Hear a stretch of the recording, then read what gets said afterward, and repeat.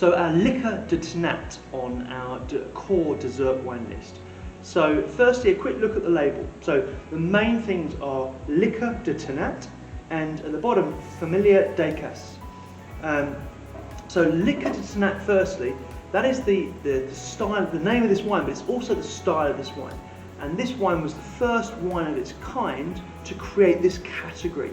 And now subsequently other producers in Uruguay have made similar styles of wine under the same category, but this was like the trendsetter, it was the first wine of its time.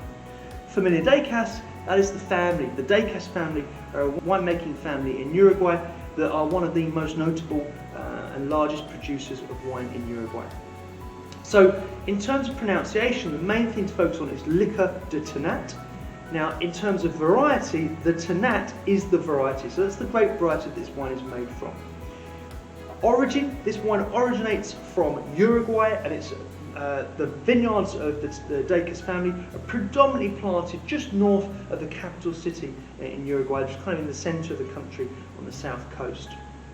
And the way this wine is made is that firstly the grapes are left to shrink on the vine before they're harvested, and then once they're harvested, during the pressing of the grapes, an inert wine spirit is added to give the alcohol boost, and then fermentation is stopped when the sugar content in the wine gets down to about 100 grams per litre.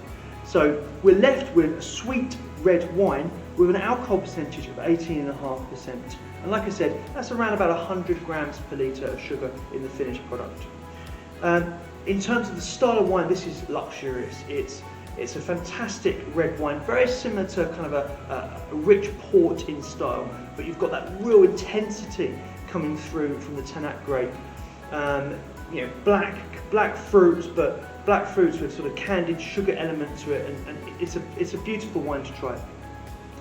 In terms of food pairings, this wine will be best served with desserts, in particular like a chocolate-based desserts, and it will pair with a selection of different cheeses, especially around the sort of harder cheese elements.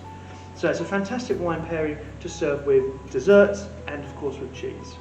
In terms of the serve, the perfect serve for this wine is a dessert wine glass, but a small wine glass, not a port, like a tiny port glass. So a glass that gives enough space to open the wine up and enjoy the beautiful nose and then subsequently the lovely palate.